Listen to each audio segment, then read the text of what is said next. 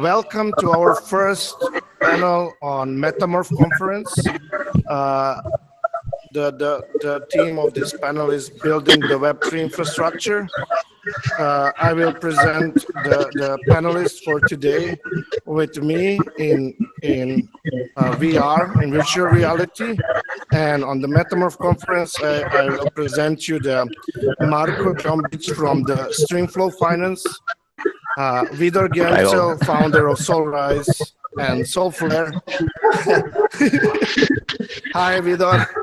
Hello. Philippe, Swiss Army knife of Frakt, and myself, co-founder of All Art and moderator of this panel today.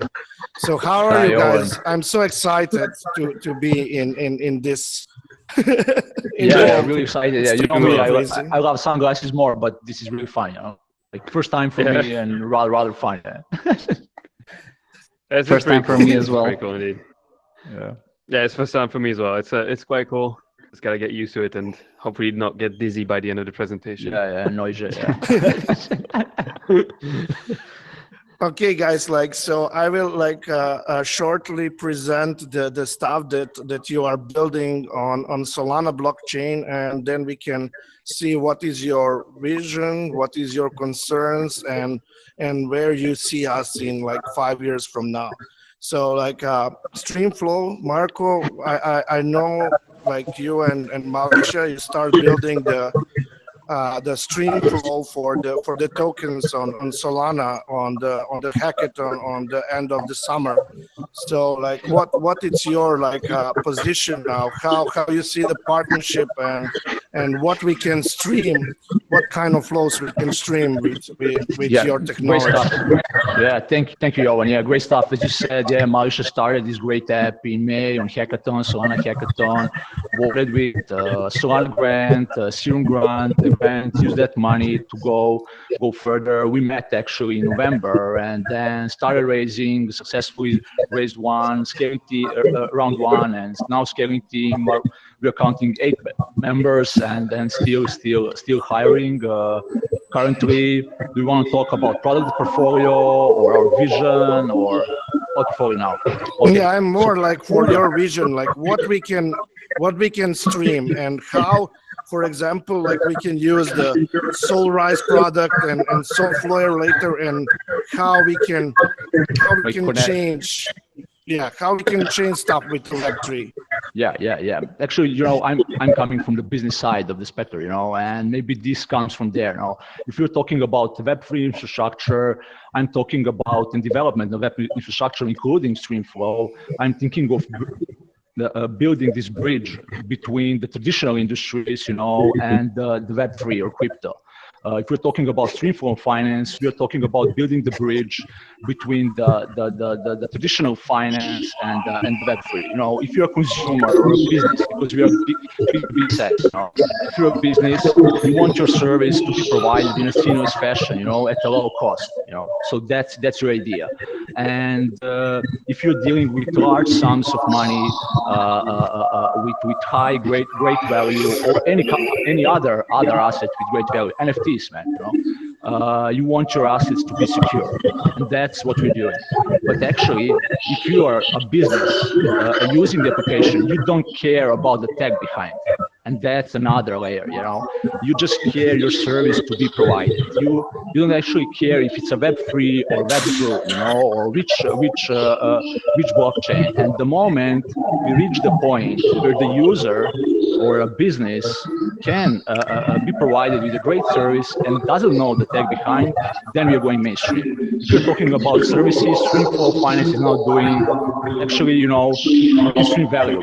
But again, we're streaming tokens. It's completely different set of rules, completely different industry at this point. Our first go-to-market is, of course, scheduled payments.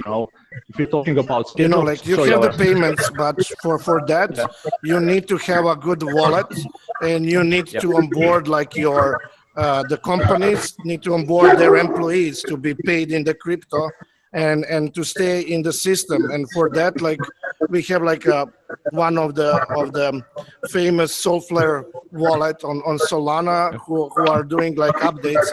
Vidor, I just saw last week that you put the notification for the mobile version. Can you tell us like more about your upgrades and how you will onboard like another millions of users on Solana by using your staking and your wallet? You mean billions, right? I was thinking in next 1 month. Okay, millions. So as we know, Solflare is one of the most used wallets in the Solana space, and we've decided to put special care into the features that we develop and how we develop them. We want to allow all the primitives to be present within the wallet, and not only that, but also extend that value from not only end users or wallet consumers, but also dApps, because we've identified this gap in the market where dApp providers don't really have a proper incentive to promote a specific wallet. So that's where what you're specifically seeing notifications doing. So all of the dApps are dying for having a direct communication channel with their users. Currently, they're trying to do that through various social media, social networks, Twitter, Reddit or Discord, but a more personal and a more direct line of communication will definitely be much better in general. Notifications are just one of the things that we are working on. We, as I said, want to make the access to a wallet as simple as possible, onboard users as easy as possible, and ultimately our vision is that they don't even know that they are using Web3 or Web3 related technologies. I think that's the grand vision.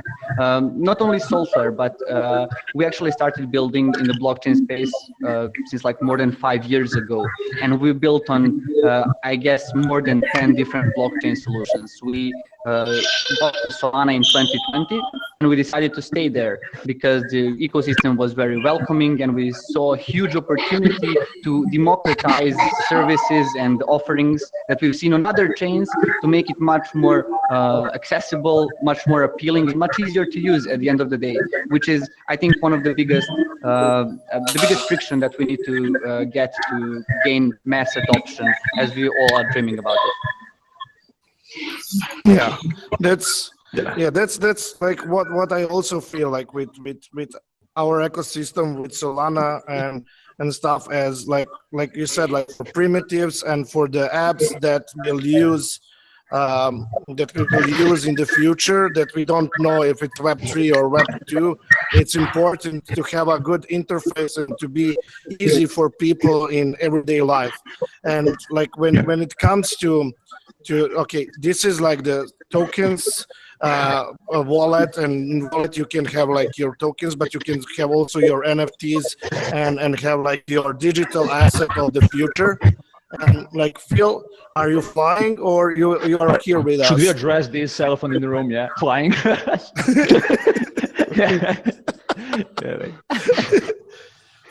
Phil, are you with us? I think like we need to him. So this is like what it's. I'm trying to land. Yeah. I'm with you guys. I'm just trying to figure out how I can land, but right now I will be floating, I think. No, we can. You can be big in the space. No problem. I am. Can you hear me? Yeah. Yeah. I'll sit. So like, yeah, Phil, like, tell us something like more like how, like, okay, like people, so they will have the stream their service and everything like with tokens, but It's like okay. also Yeah. I'm much shorter in real life. Okay, and for Solflare and everything, like we also know that we can hold now the NFTs and everything, but you made like the totally new derivatives, like you are doing the fractionalization of NFTs. How you see that in the future? How you will get the liquidity that you can provide this service that you are doing at the moment?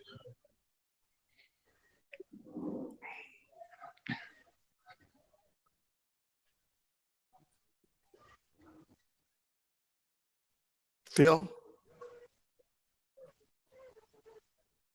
Yeah. So in terms of fractionalization, there's more things. Can you hear me? Yeah. Can you hear me? Yeah. Okay. Yeah. So in terms of fractionalization, there are a couple of things that we've been putting in place right now. So the first thing that we have developed that help basically make your NFT a bit more liquid is that you can put an NFT or multiple NFTs within a vault, and then you receive tokens in exchange for those NFTs that you put within the vault. And with those tokens that you receive, you can basically do as you please. You can create a market on which you can buy, sell those tokens, or you can dispatch them, you can airdrop them. So there's plenty of use cases that exist as of today. And the next few steps in terms of infrastructure that we have built are really aiming at providing a full NFT DeFi solution, in the sense that you can make NFTs as liquid as possible, and you can do every interaction that you want with them. So if you want to borrow against them, if you want to enable loans, if you want to enable also liquidity pools in which you can put your NFTs and keep on trading back and forth with tokens that enable you to have instant liquidity for them. We're also working on making sure that, everyone, so if you, for example, don't want to trade actively with your platform, you can also use the token that you have received by fueling the NFT pool.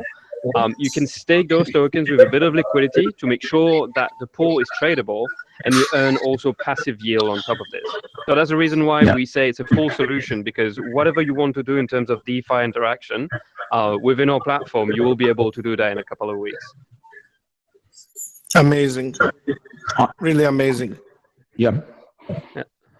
Yeah, we really think that it's going to be if you look at the next few years, and if you look at the next few months, it's going to be more and more needed if we want to onboard more people within the ecosystem, to show them that these NFTs are accessible and you can do basically anything at a fraction of a price. Because it's one thing to have to be able to have a wallet that is available for you, but it's also then, okay, what do I spend my money on, right? Because those guys, the people that we want to onboard, and if you want to onboard the masses, telling them that, look, to buy a blue chip NFTs is going to be $20,000. A lot of people are going to look at you and they're going to think you're crazy. And so it's definitely something that we are aiming at doing by lowering the barriers to entry within the ecosystem. Great. So everybody here, we are here like building really early infrastructure for the Web3, but like on the higher level, like what do you think about decentralization? Is that something that it's like DAOs and like anonymous founders, like with PFPs and everything? Are we going to be totally anonymous in the future, or we will have like the decentralized systems, but with some doxing, like Vidor did, like with Civic for their DEX pulse? Like Vidor, what you think about like doxing and doing the KYC in decentralized world, and is that good for Web3? In terms of decentralization, anonymity and DAOs are just a question of structure, but it all ultimately boils down to providing an equal playing field and serving equal opportunities to everyone.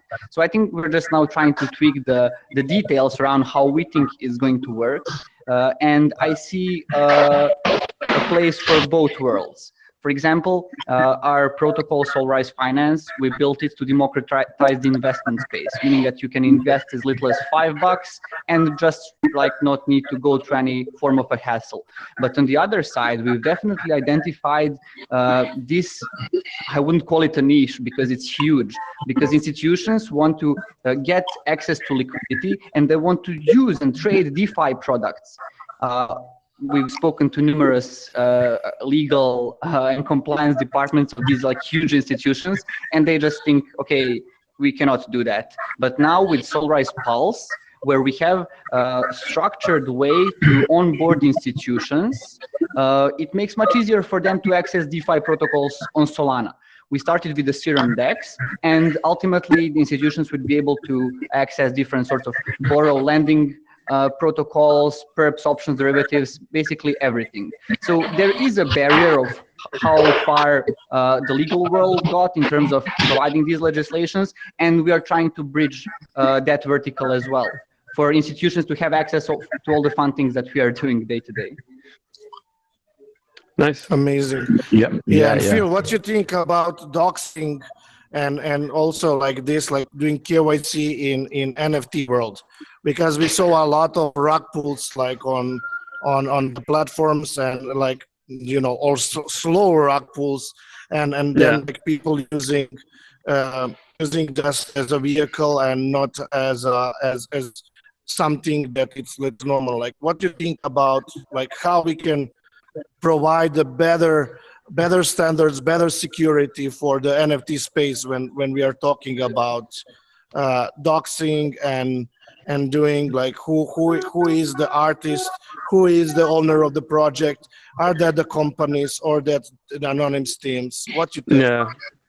I think it's a very important topic because, like we've seen recently, for example, with the balloons, right? I think it's important that the level of trust is met also with the security of the users, right? Because the idea is that we keep on onboarding people within the ecosystem, and in terms of doxing, it always kind of depends on the terms of solutions that you can find. For example, with one of the things that we are developing with the NFT pools, we have been also developing and discussing with platforms on how to make mints basically a rug-less experience. Because with NFT pools, basically the way you can do it is that you can do an initial liquidity offering.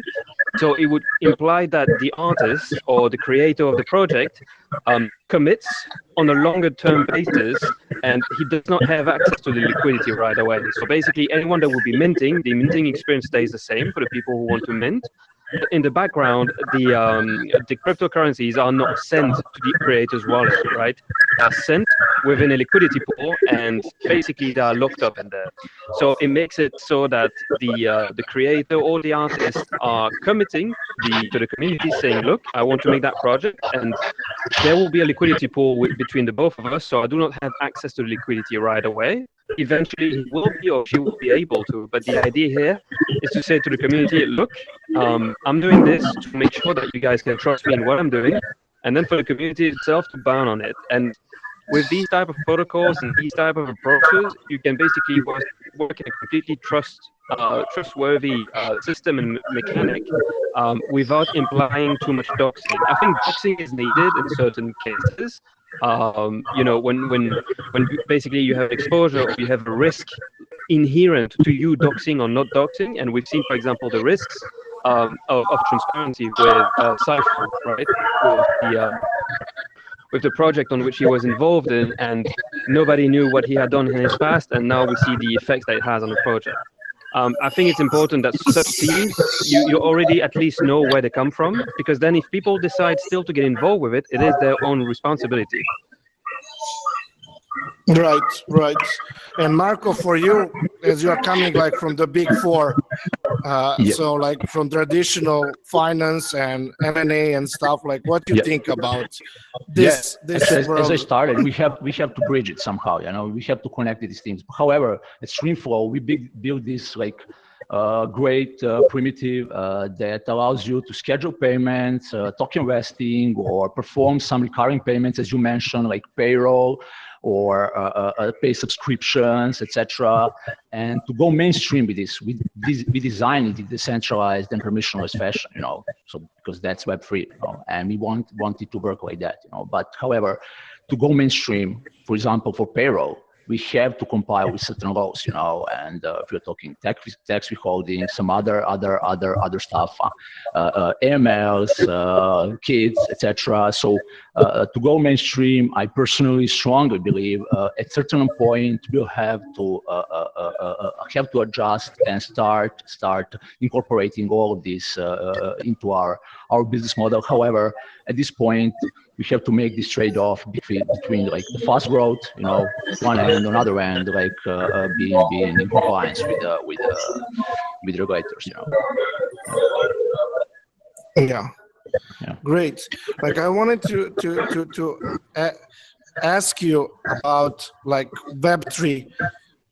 Where you think we are now? We are now in 90, 94, 95 when we talk about Web3, Web2, or we passed in the new millennium? Like what you think? Like where are we now? Where are we standing at the moment? Like with with the industry? I strongly believe we're super early. Who can be? We're super early. We are 23, 24. Now, and 93, 94. Now with the Web3. The reason for this is actually this: we still didn't connect it to the real life. To the real life cases. Currently it's $1 trillion industry. There are certain cases where our technology is used in traditional industries and by the big corps and consumers. However, we are still building infrastructure, and we are on that level. And this point, strongly believe that we should invest, as you mentioned, into UX, UI. Make it more accessible to the consumer and businesses, and solve each of these everyday problems, And with this and the little regulation, then we can go mainstream, But currently, I strongly believe we are at the beginning. Vidor, from your perspective. I would say that we are early, but we are not too early, meaning that there is still time to do great things, make a lot of money, and whatever people want to do, solve great causes, right? But I think we would be foolish to not assume that this industry is gonna stay partially the same and then be tremendously regulated. Because we see big banks and we see huge institutions, and the way that they're coming into this, they're definitely hedging their bets. So I guess they have a pretty good track record of knowing what to do. So they're trying to leverage the current position as much as they can, but they are ready for the things that are coming. So we are early, but not too early, because there's been some big plays happening as well. Yeah, and Phil, for you? I think it's going to be, in terms of purely infrastructure, we are still quite early, right? Because there are plenty of things happening every week that show that there are loopholes in what we are doing. I mean, if we look at what's happening cross-chain, a couple of things happening, for example, with wormholes a couple of weeks ago and so on. And I think we are still pretty much in the learning phase, right? And in terms of infrastructure, very few projects really look that much ahead. So I think it's going to be key. And now we are really much at the pivoting phase where projects are actually looking at, okay, this situation right now, is it sustainable forever? Obviously not. But what are we going to be doing so that it actually becomes sustainable in such a way that we can keep on expanding the technology, pushing it forward? And I think right now we are at the thinking and a turning point where there will be more and more infrastructure being developed. And then we see it with more and more projects actually targeting that, making sure that the infrastructure is solid, that structurally speaking, we can onboard that many people. Because otherwise, right, if we have such a project but it's impossible and incapable of onboarding that many people, there's going to be a difficult process for the next few years.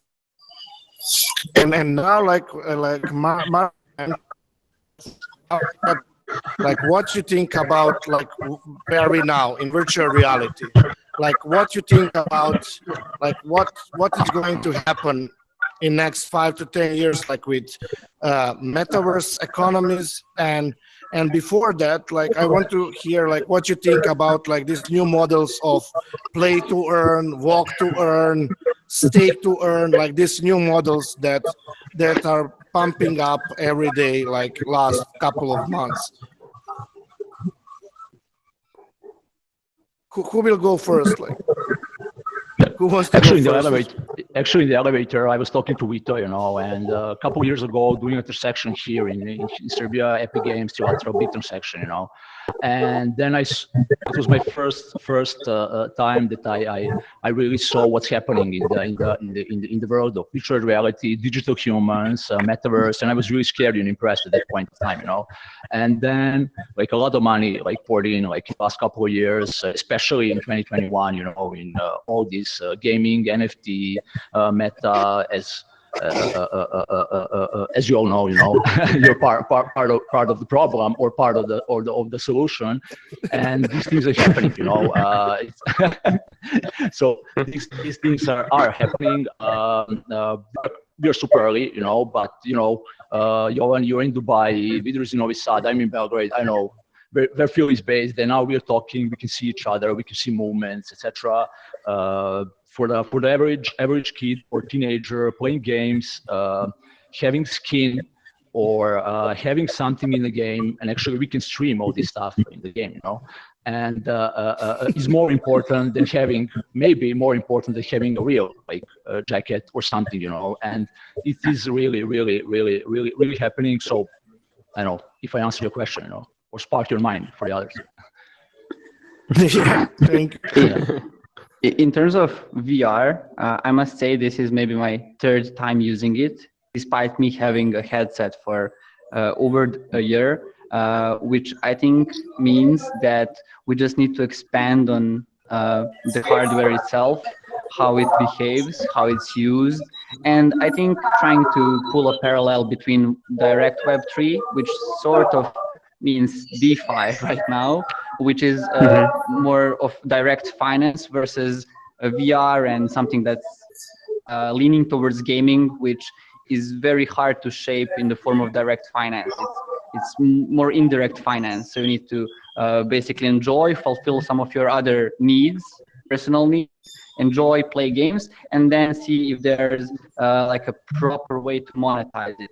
So I always feel that loans should be sold directly versus indirectly. So I definitely see a future of DeFi, Web3, and AR happening together. But I think, and I'm not being pessimistic here, it's advertised to be much better than it will be in the next 5 to 10 years.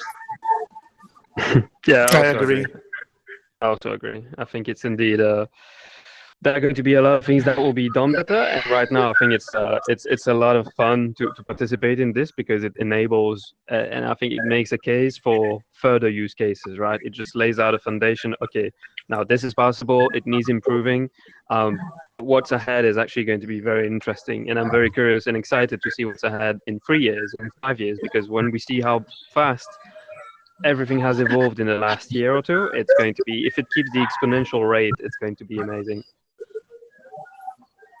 Okay, and I want, like, for the end of this panel to ask, like, StreamFlow, Solrise, and Solflare, and Frakt, like, what we can expect this year, like, what exclusively you can share with us that will be on your roadmap this year. Cool. Shall I start again? Yeah. Yeah, go ahead. Yeah. So I'll go to market. Yeah, as you know, is scheduled payments. And we're doing it. We have like a large number of clients already lined up. Yeah, using our app, token vesting. However, we have this big picture. So we already build this protocol, but we're building all this app on top of it, and have a big picture to make one-stop shop from, I don't know, token creation, token minting, scheduling payments, token vesting, back distribution, airdrops, multi-sig, and all of this is already built. However, that's one part of the roadmap, but the other part of the roadmap, we want to, what's the big problem of the businesses, capital efficiency.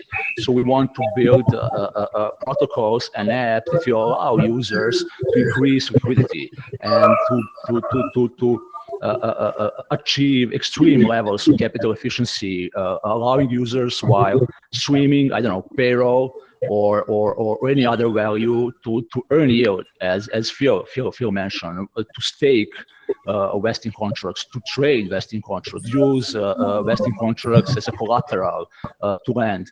All of this stuff, or I don't know, make synthetics out of different contracts. And already, you can already try our app, and start using it in transfer stream, cellular stream, so that's where we see a future if you're talking about value distribution. However, as we discussed earlier, it's not just a value distribution, it's a token distribution. If you define token as information, so it's like a distribution of any information, including information in gaming, NFTs, virtual reality, metaverse. So basically that's where we're going this year now. Thank you, Marko. And for when tokens, sir. Token, we already performed TG, is live and secured. Not moving, however, waiting for the best moment for the market to settle, and then we'll perform IDO and go live. Yeah.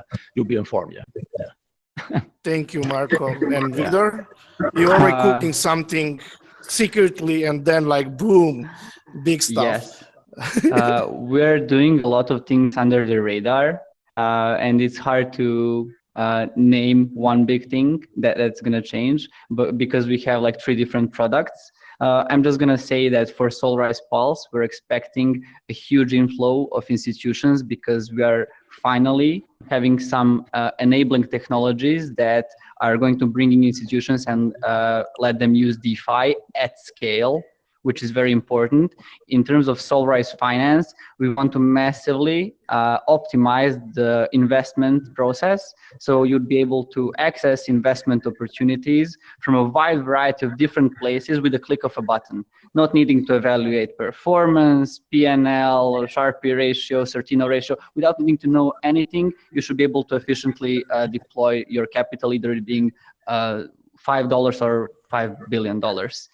In terms of Solflare, which is right now the most exciting because it's gaining a lot of users, we are planning to realign the whole incentive mechanism for dApps, users, and wallets. We believe that wallets should cater to much wider audiences, be much easier to onboard, and provide the tools for their consumers. And their consumers are not only end users, but also dApps, which are the final enablers for their dApps to be used. So we're cooking up something right there, and it's all gonna start with a fresh new look. Amazing. Thank you, Vidor. It's always like pleasure to have some good news from you, and feel like you are you have the product on live working, but like I think like something it's just coming that will change your way how people see the Frakt. So what you can tell us, like what we can expect this year? Basically this year, already next week, so we are going to Moscow at the Solana Hacker Houses, and we'll be doing an announcement over there regarding one of the platforms that will be going live. And that will be basically that will be the start of rolling out the roadmap that we have for the next 4 months. And yeah, by the end of this year, we have the ambition to really be the #1 NFT DeFi protocol in terms of interactions when you want to make your NFTs as liquid as possible. So I can't say much more right now, but the next 3-4 weeks are going to be extremely interesting in terms of tooling. Cool. So guys, I think like for the first live and virtual panel ever, I think we did a good job. I think people that are looking us at Twitch and YouTube and here live on Dubai Expo, I will say hi. I don't see them, but people see me here. I'm on the stage. So thank you guys. We become like the part of some small history, and I hope I will host you in some future events that we will be organizing like this, and have a nice day, evening, morning. You know, I don't know who is where on this conference. Yeah. So it was my pleasure. Yeah, it was my pleasure. I don't know, like this is like all for us, like for the people who are watching us on the stream. We will get back like with another panel. So after this we have 2 another panels, and like after this we will open exhibitions, VR exhibitions live that you can buy curated art via SoulSea and see virtual exhibition on Viral Art. Thank you all, and it was like really pleasure having you here. Thanks for having us. Thank you, Jovan. Thank you, Jovan. Always. Yeah, that was nice. Have a good day. Bye, guys. Bye-bye. Bye, guys. Bye-bye. Bye-bye.